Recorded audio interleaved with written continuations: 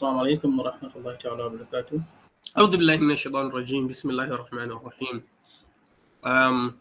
After I think maybe 2 weeks, we'll continue with Nizam al-Islam, deep dive into Nizam al-Islam, written by Sheikh Taqiyuddin Nabahani. And inshallah today we'll start the 3rd chapter, which is the Al-Qiyadatul Fikriyatu fil Islam, the intellectual leadership of Islam. This is a very important chapter, like any other chapter in this book, and as previously mentioned, as mentioned in the previous sessions, repeatedly, that about half or even over half of this book treats Aqidah. Treats Aqidah matters. Now, we've been discussing the theoretical and the abstract aspect of the Aqidah. We have discussed the comprehensive idea, that is the Al-Qaida al-Fikriyya, the comprehensive idea, al-Fikriyya al-Kulliyya. Now, we have talked about the conditions and principles upon which we can determine the correct aqidah, the correct foundation for revival. Now, just a bit of a reminder, this book is like a journey, and the journey started about man revives according to what he carries of thought. The previous chapter, Al-Qada wal-Qadr, is also relevant to that because the whole aqidah is relevant to progress. So we established since chapter 1 that it is an aqidah that leads to revival. Now, the aqidah can be the aqidah must have a comprehensive nature. That's what we said. Meaning, in order for it to lead to revival, it needs to have a comprehensive nature. And then we said just because it has the ability to lead to revival doesn't mean the revival is correct.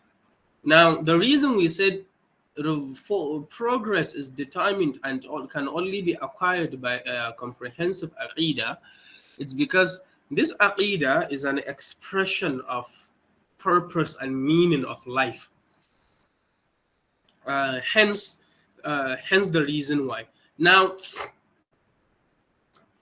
in this chapter, our concern is, since we have been talking about the abstract, theoretical, and principal aspects of all this progress, how does the aqidah extend into life? How does it manifest in life? How does it impact our lives, our societies? Because we mentioned in the first chapter, the chapter of Tariqul Iman, that all the economic, social, political, security, educational, and etc. problems that we are facing, they will be automatically solved by the correct foundation of revival, meaning by the correct comprehensive idea. We say that the correct comprehensive idea can only be determined by its compatibility with human nature, which is a matter we'll come across again in the next few pages. Now, the point here is, how does this things that we have been mentioning, how do they solve our problems? Because all we have been talking about now is having an amazing discussion on the foundations of this life. Meaning, when I say the foundations of this life, I mean how you view this life. It's all about thinking. All along, it's all about thinking. How does it blossom into this life? How does it blossom into a flower that affects our life? Because in the end, if it doesn't have any material value, it's useless. It's useless. So how do we get it to affect our lives?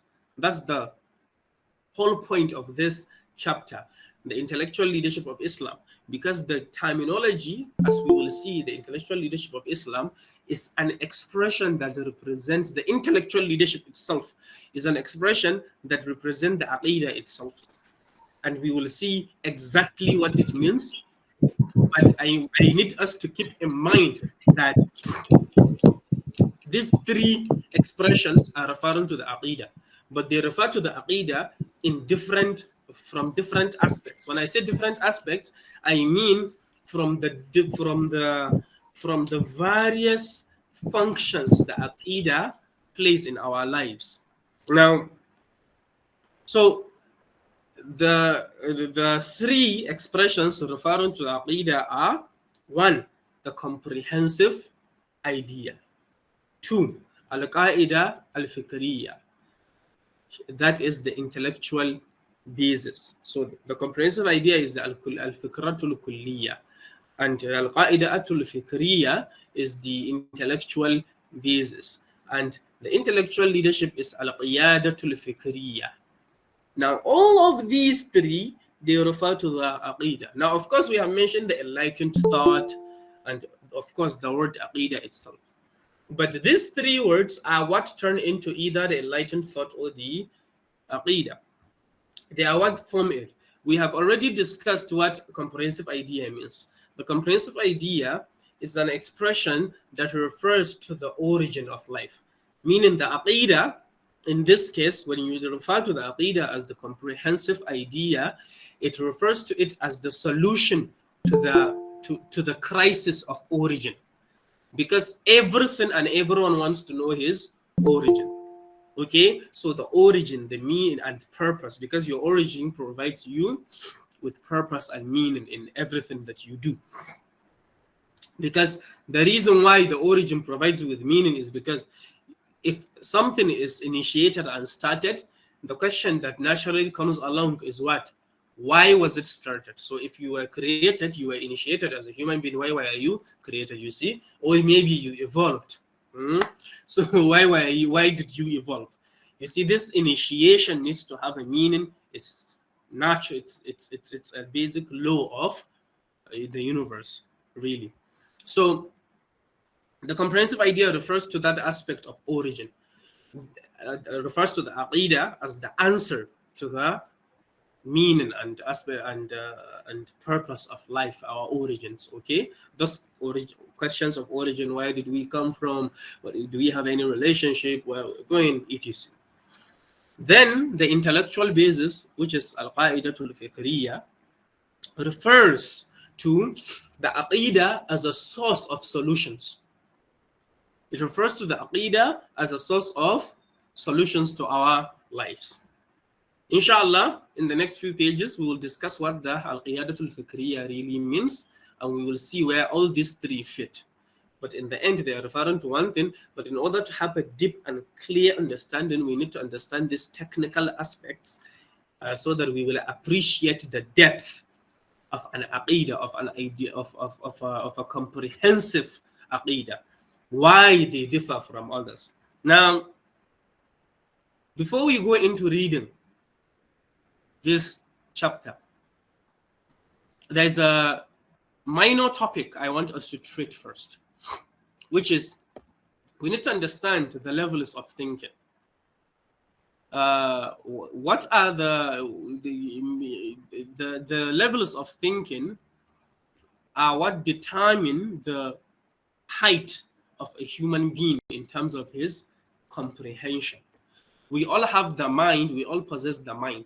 And the mind is very important to the human being because there is nothing that makes man unique and distinguished from any other being besides the mind. Because just like you have instincts, animals also have instincts.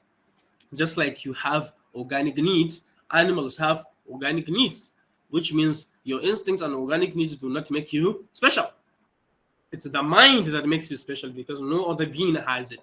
The mind that gives you the ability to make decisions. Now, your decisions are affected by the level of thinking that you have, which is one reason that it is important to understand.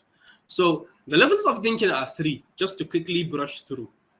There is the shallow thinking, and there is the deep thinking, and there is the enlightened level of thinking. The shallow level of thinking is seen in people that want to discuss a matter. They want to treat an issue but they do not have the knowledge about it, meaning they are curious about it. They want to engage with a certain topic, with a certain matter, but they they do not have understanding and knowledge of that matter. But this is just how it manifests in people like that. Hence, due to this lack of knowledge, you see that the shallow thinker will tell you that the crisis in Nigeria, for instance, and places like Pakistan, is that we have corrupt leaders. You see, that's shallow thinking, because there is no way thinking for a little moment will lead you to assume that the problem is just with the leaders. Yes, is there a problem with the leaders? Problems, lots of them. Okay, there are a lot of issues with them. As a matter of fact, they have the whole subscription of problems. Okay, but it's shallow to assume that it's limited to them. And the only reason a person will conclude that is due to the shallow level of thinking, where a person talks about something he doesn't know.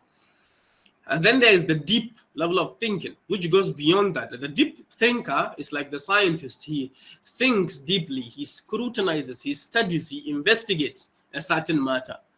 But the limitation of the deep thinker is that he limits his research to the particular subject he is assessing. He cannot go beyond, or rather, he will not be able to connect remote issues to the current subject he is addressing. An example is the crisis and the issue of Palestine. The deep thinker will tell you that the Palestinian issue is the crisis with is caused by the Nakba of 1948, the Jews and the Americans supporting the Jews and things like that. You see, this is deep thinking. He understands what the problem is.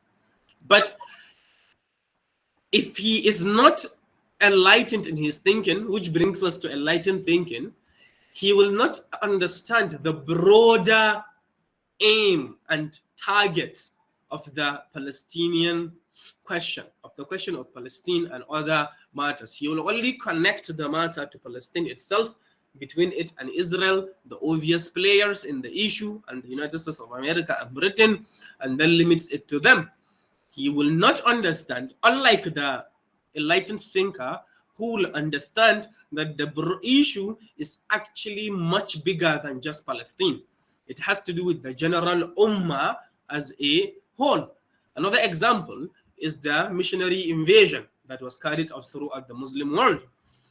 A deep thinker will understand that, yes, they promoted their religion, they promoted in the name of science, they infiltrated and invaded Muslim lands and introduced foreign ideas.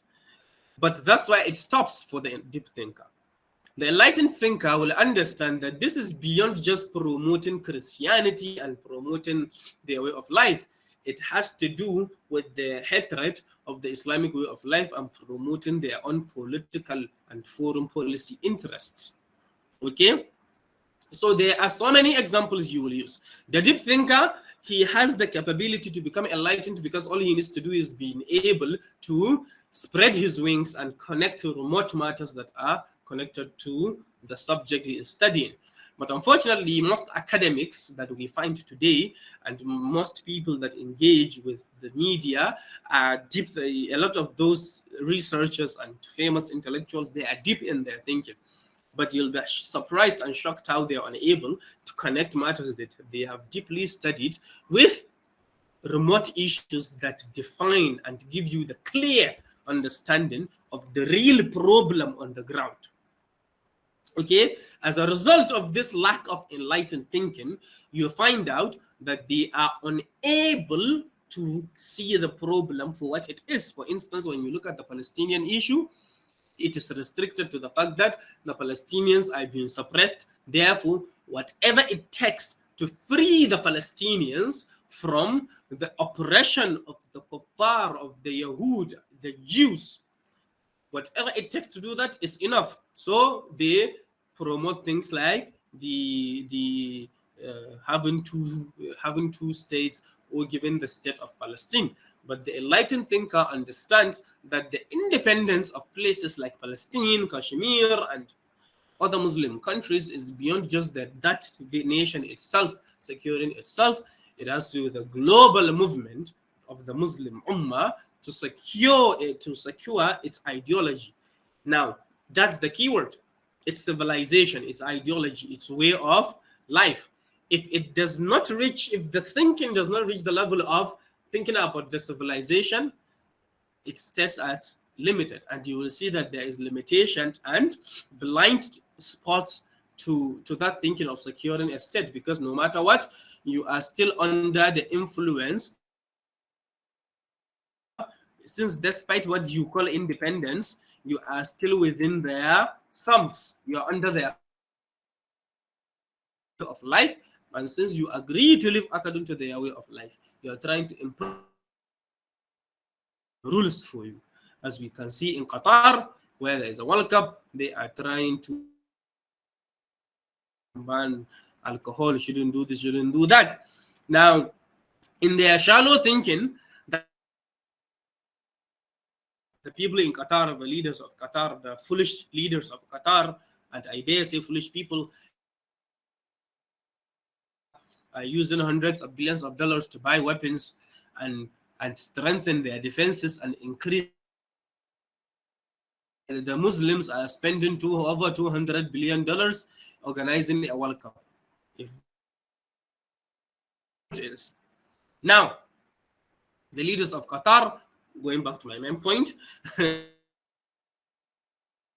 organizing a World Cup, funding it with a huge amount of money. You see, this isn't even deep thinking. It's actually very shallow.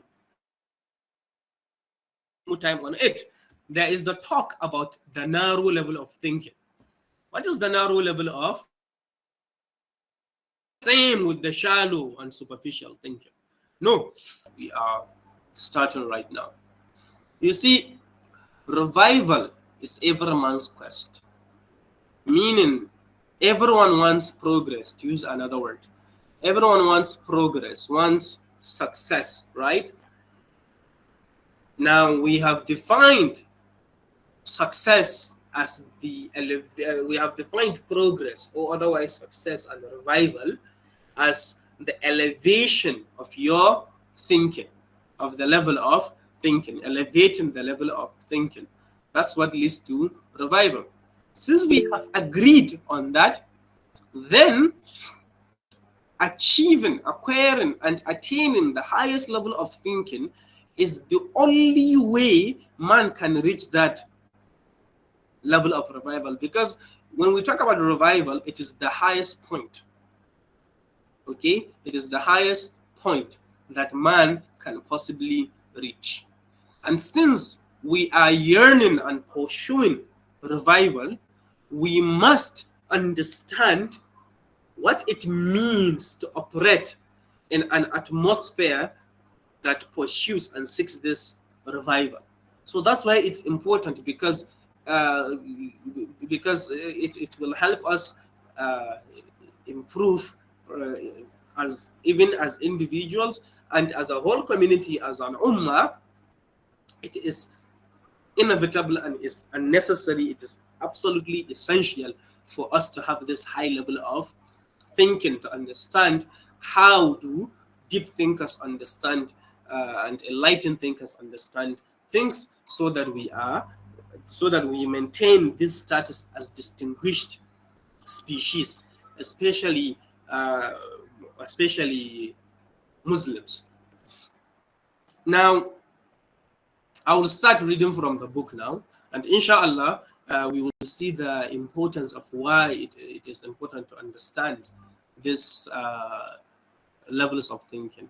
And by the way, there is this OneDrive link that I have shared, and I will share it again, inshallah, after this session in the WhatsApp group. You can access materials from there. There is a book called The Way of Thinking by Sheikh Muhammad Hussein Abdullah. He passed away like a month or two ago, so please pray for him. He has written this book. It's less than 100 pages, so it's actually a very good book to read, and it will help you deeply and clearly understand the issue of levels of thinking. I suggest that book because it is easier to understand than other books like Al-Fikr, that is thought or thinking by Shaykh Taqiyuddin al-Nabahani rahimahullah. But if you will read that too, it will be marvelous and very interesting. These books, they are absolutely propitious. Now, so now I start reading from, I quote from the book. He says, whenever the level of thinking declines, the patriotic bond rabita al-wataniya amongst people arises. Due to them living in one land and being attached to it, the survival instinct drives them to defend themselves, the country they live in, and the land they live off. Hence, the patriotic bond arises. This patriotic bond is the weakest and lowest level of bonds. It is present amongst animals and birds as well as human beings. It manifests itself in an emotional way. It comes about in the event of a foreign aggression against the homeland, either when attacked or occupied. The patriotic bond has no effect when the homeland is safe from aggression. It ceases when the foreigner is repelled or banished from the homeland. Therefore, this is of a low level. Now, before we move forward, what does a bond mean in this context? Does it mean a matter that unifies, hence it binds, or is there more to it? Because when you say bond, it's like something that we are bonded together. We are, you are bound to each other, like married people. They are bound to each other, by some traditional and sacred law, right? So, if we are talking about revival and intellectual basis and level of thinking and things like that, what has bond got to do with it? Aha. Now, the reason the issue of this bond is important is that the word bond here does not only mean something that keeps people together and united. It means something that defines their meaning and purpose and perspective in life. Okay, that's the meaning of bond here. Now, the patriotic bond, as everyone knows, it's actually a very simple bond. When I say simple, I refer to it as a simpleton kind of bond, meaning it's very shallow and quite low, very low. Why is it low? This is the reason. The reason is because if you look at the way it operates, is that it is temporary. Okay, and the reason it's temporary is that if you remember, we mentioned that instincts and organic needs operate in different ways. We mentioned that organic needs are triggered internally. So if you're hungry, no one has to tell you that eat food. Okay, you don't have to see food before your hunger gets triggered. You don't have to see someone sleeping before you feel sleepy. You don't have to see someone drinking water before you start feeling thirsty. When the time comes for thirst, you just feel thirsty. When the time comes for sleep, you start feeling sleepy. When the time for hunger comes, you start feeling hungry. But instincts, unlike organic needs, are triggered externally. And the two ways they can be triggered is by sensation or thinking, meaning imagination. If someone is imagining something, his instincts are triggered. Let's take the survival instinct as an example. If someone is thinking, is imagining, and assuming and worrying that there is an enemy outside the door. If he goes out, that enemy will attack him. You see, he doesn't have to see the enemy or sense the enemy in any way. Meaning, he doesn't have to hear his sound, smell his perfume, or whatever it is. He doesn't have to. Uh, he doesn't have to touch him. He doesn't have to even taste him. You, not none of these five senses have to apply. He just have to imagine that, okay, or start thinking and assuming maybe there is a threat out there. That will trigger his survival instinct, either to go out with the preparation to fight or for him to avoid the confrontation completely. That's how the survival instinct works. Now, what this means is that if there is no trigger to the instinct, if there is no trigger to the instinct, it won't be operational. So if there is no trigger to the survival instinct, your defenses and attack tools, attack features will not be up. You understand what I mean? So the patriotic bond is a manifestation of the survival instinct. Why is it a manifestation of the survival instinct? Because humans are attached to the land they live, they were born, and hence they feel they are obliged to defend it. Which is why it is actually natural for people to love where they live. It doesn't mean their allegiance is to that place, because being attached to a certain territory has nothing to do with your thinking. There are many limitations that puts to your mind. If you look at it, how does the patriotic bond, how does your attachment to a land give you a way of life? How does it give you a system of life? You see, the fact that there is no way for it to produce a system of life for you, despite the possibility of it uniting you in a certain situation, means it is not fit to be the foundation of your lives. Talk less of the foundation you pursue progress and ultimate revival with. So the limitation of the patriotic bond is enormous. It's actually enormous, which makes it very inefficient to human societies. This is because, as a result of this limitation, people will be distracted from the most important things in life. But that's not actually the worst part. The worst part is, since it is an instinctual bond, it means it has to be triggered. And what triggers it is foreign invasion. If there is no foreign invasion, it means there is no patriotism. So does it mean the whole foundation of your nation is destroyed?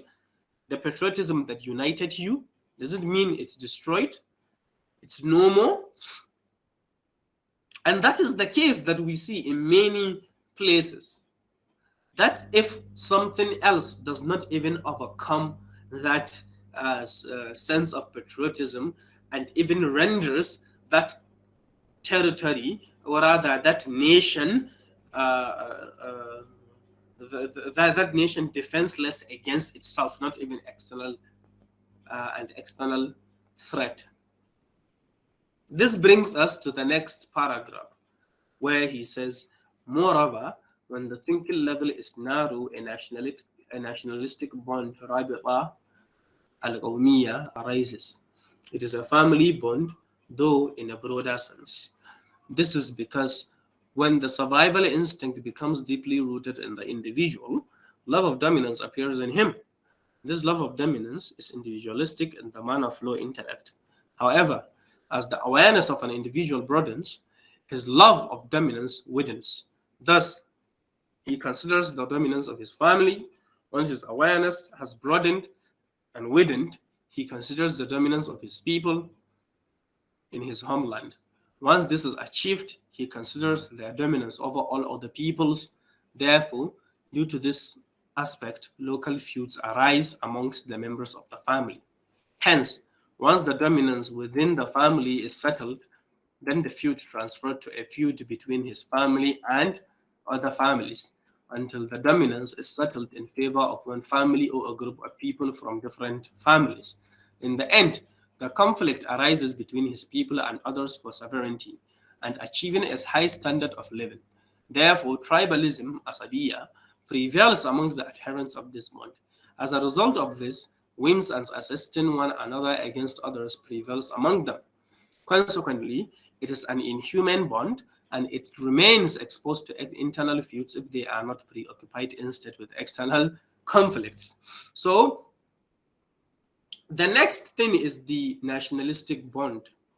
While patriotic bond has to do with people bonding, becoming united, feeling a sense of togetherness due to external aggression, the nationalistic bond operates in a different way.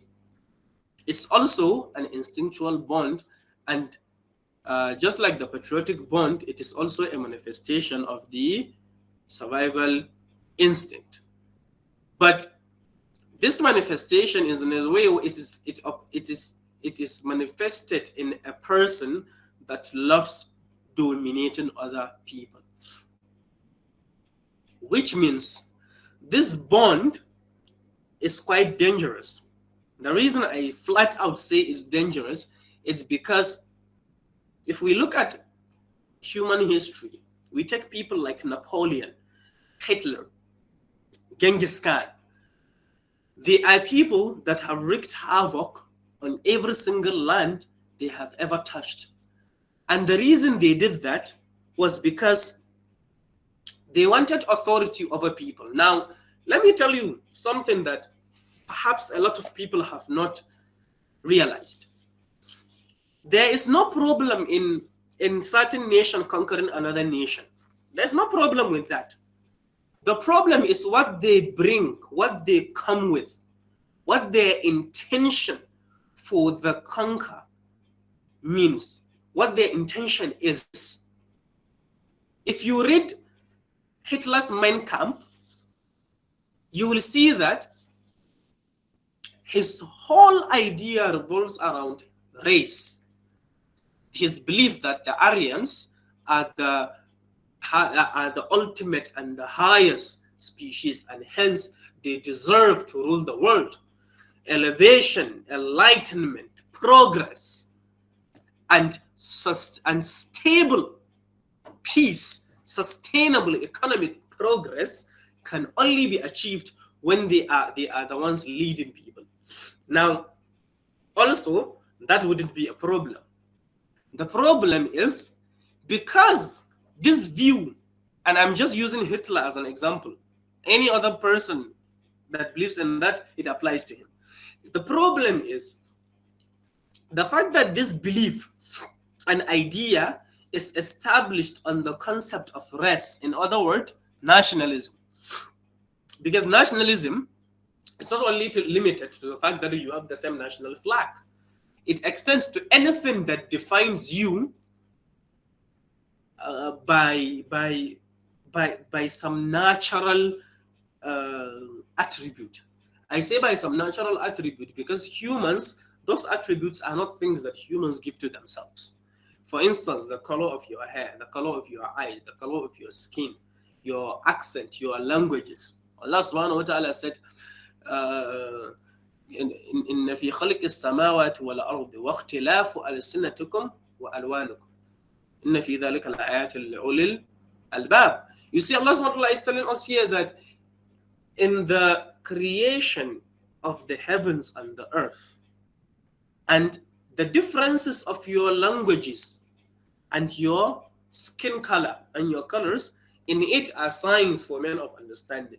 Meaning, the colors in your body have nothing to do, the colors in your body, your languages, have nothing to do in determining who is the better person. Now, I just quoted this ayah for the sake of Muslims strictly. But what if we are discussing with a non-Muslim? What if it's someone that do not really value ayat of the Quran? If you look at the effect, the negative effect and impact of such a mindset, you will see that eventually it causes chaos for every other race, for any other person that does not fit into your description of race. So you can see that the first people that fell victim to Hitler, for instance, were the Jews. The people that fell victim to Genghis Khan were everyone that was not from his Mongolian tribes. Now, Hitler was not just against the Jews. The Jews were the people he hated the most. But he would have gone to attack any other person that did not fit his description of the ultimate and perfect human being. That is, had he lived long enough to do that. The reason is because the nationalistic foundation of understanding limits your thinking to a certain category, to a certain section of humanity. And as a rule of thumb, you are actually limited to a very minute fraction of humanity, which means you are intended in burning the whole world just because you want your own race to dominate. Now, someone might argue that the Arabs did the same. Muhammad sallallahu alaihi wasallam, they could claim that he did the same. Here's the difference. The difference is when the Sahaba radiallahu anhum carried Islam to the world, they were not carrying Arabism. They were carrying a concept of life that has described the meaning of this life. You see, they are not even close, not even within 1,000 miles. They are not that close. They are very far apart.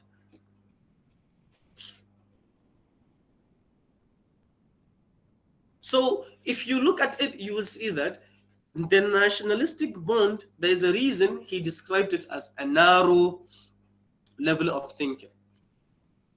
This is because it is focused on a very unimportant aspect of existence, which is, for instance, the color of your skin or your accent, the language you speak, the color of your hair, the color of your eyes, a particular region within a territory that you live in, a tribe, or things like that. So that's why nationalism is actually worse than patriotism. It's actually worse than patriotism. And the reason it is worse than patriotism is because patriotism, whenever it is triggered, it actually helps the people of that territory. Whereas nationalism causes the people of a certain territory to fight each other and end up destroying each other. The perfect example of this are the Chinese people. Before China became united as we know it today,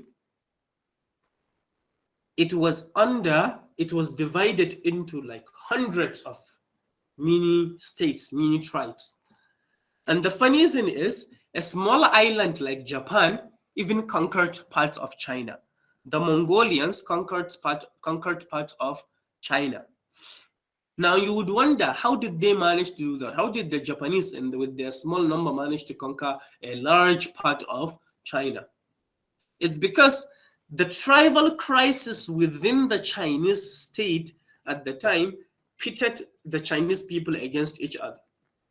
Now you'd think, since the Japanese and the Mongolians and others were helping it to destroy another family, it ends up destroying that family that helped it in the end. So there is no good recourse for basing a whole nation on the nationalistic bond. So if you look at Nigeria, for instance, the whole crisis of Nigeria, you can argue that 70% of it is tribal, nationalistic. Because each tribe wants to dominate. No tribe cares about the other tribe. You will hear the Hausa people wondering, if we do not choose a Hausa leader, these people from the south, they will dominate us and they will not give us jobs and they will subjugate the north, yada yada yada. Atiku Abubakar, when he went to give a speech in Kaduna, he said to his supporters, what you need is to vote for a northerner that understands you, someone that knows you, not some southeastern Yoruba or Igbo person. You see, this divisive nature of nationalism inherently causes instability within a nation. So just like, for instance, you find the people from the north worrying, the people from the south are also worrying. It creates mistrust and the people will never unite. So it's often said that when Nigeria was amalgamated in 1914, it is often been called the mistake of 1914. Actually, uniting the country, amalgamation as it is called, is not actually the problem. The problem is the foundation of the so-called amalgamation. The foundation was, okay, you have been given a flag, you've been given a territory, let your patriotism cause you to be united and care about your country. Forget about your tribe. Just remember that you are Nigerians. But as we can see, it hasn't been effective in any positive way. Rather, it has been the curse of the country from its beginning until now, and it will remain to be so until this kufr model and structure has been dismantled and been replaced with the system of Allah subhanahu wa ta'ala. So inshallah, I think we will stop here because we have taken a bit more time. It's 9:15 now. The room for questions and answers is open. If anyone has a question or even comment, please feel free to do so.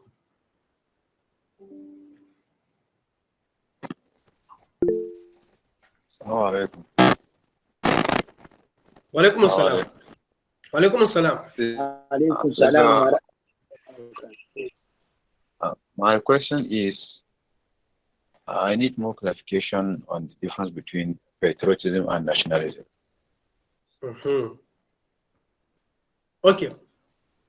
Simply put, can you hear me? No. Can you hear me? No. Okay. So simply put, you see this Nigeria, right? It's a physical territory. There is a border. So, and the people identify themselves as Nigerians. Yeah. The Hausas, the Igbos, the Yorubas, the Angas, the Thieves, etc. Now, normally, in normal circumstances, these people are not united. They are always plotting and scheming against each other. But then suddenly, Cameroon decided to invade. The Hausas, the Igbos, the Yorubas, and any other tribe will decide Nigeria is our country, it's our land, we have to unite and fight for it. That's patriotism. Meaning is that love for a certain land and territory where a person, alhamdulillah, excuse me, sorry about that, where a person feels attached to that land, and any foreigner, any stranger that does not belong to the land that tried to poach, that tried to steal, in simple words, from it, they feel they have to defend it. That's patriotism. Whereas nationalism, it's actually a viewpoint about life, or rather a viewpoint about dominance that's restricted to an individual, because it's the ego of an individual in an inflated way. Because first, that person wants to be the man in their household. When I say household, I do not mean his own house or just his family, Oh no, they are just his father's family. No, his whole family. He wants to be listened when he talks. He wants to dominate. He wants to be called Oga and boss. And then when he acquires the leadership of that family, now he wants to dominate his local area. When he dominates that local area, he wants to dominate the local government. The local government. When he does, he wants to dominate the state. Now, as he is dominating those things, you have to understand, as his ambition grows, it grows with the people he supposedly represents. But in origin, if you look at it closely, he's actually representing himself.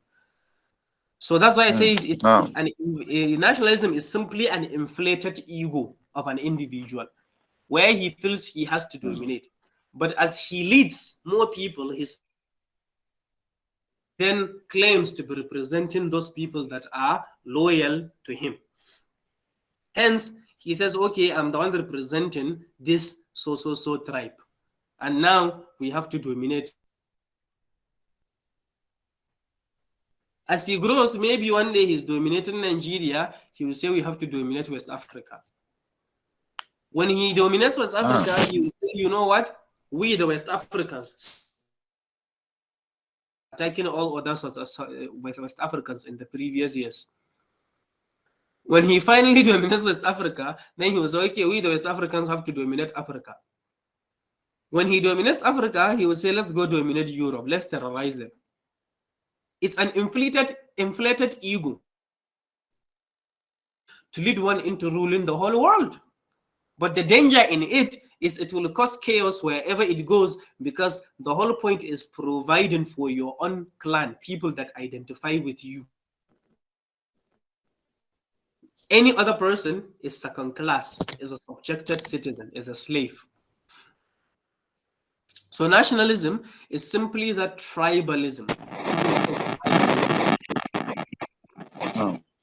Simple matter of, oh, I'm from this tribe as we know it around here. It could be just the color of your hair or the color of your eyes. It is. So that's patriotism and nationalism for you. I hope it's clear. Inshallah. Jazakallah khair. We have mentioned that countries like the United States of America and Britain and Germany are actually revived nations, although they are revived nations are proud of their countries, meaning they are patriotic about their nation. Isn't it contradictory then to say that they are revived, yet we are saying patriotism is a low level? Don't you think it's quite contradictory to say that patriotism is a declined way of thinking, whereas those nations that we already described as revived are proud? They take pride in the patriotism of their citizens and the foundation of it. You see, I think this is a valid question, right? Yes, we mentioned that these nations in the West are actually are revived. And yes, it is true, they are proud of patriotism, and their people are actually patriotic. But the difference between them and other nations is that the values of their nation was not established on patriotism. They have a complete way of life and a foundation of thinking that determines the way they operate. As a result, patriotism is just one of those branch ideas that come from the foundation of their thinking. It is not the basis of their nation and the establishment of their countries. Whereas in countries like Nigeria, for instance, you will even hear people saying the leaders are not patriotic. That's why they are not fixing our nation. Meaning, people have been deceived to a level where they assume just because you are patriotic, meaning you care about, assuming it's just you as an individual that provides the organizational system that fixes problems. You see, that's declined thinking, just thinking that it's the individual. Whereas those other nations, patriotism of their land, it is not expected to extend into solving their daily problems. They have a system they adhere to and they stick to it, even if they.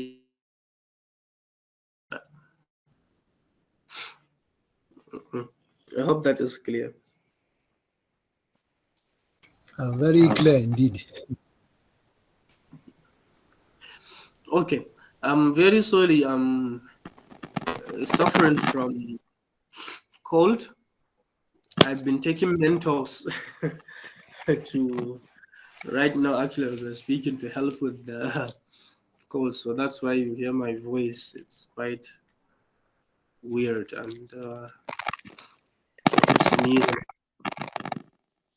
So inshallah, I think we will stop here and we will continue next week from the next paragraph, which is there. Therefore, the patriotic bond is unsuitable and onwards. So kindly, please try to review and read ahead so that we will have a more fruitful and extended conversation about the points, because that's the whole point of this session. And inshallah, we'll have more questions to discuss. Assalamu alaikum wa rahmatullahi ta'ala wa barakatuh. Alaikum assalam wa rahmatullahi wa barakatuh. Jazakallah khair. عليكم السلام ورحمة الله وبركاته.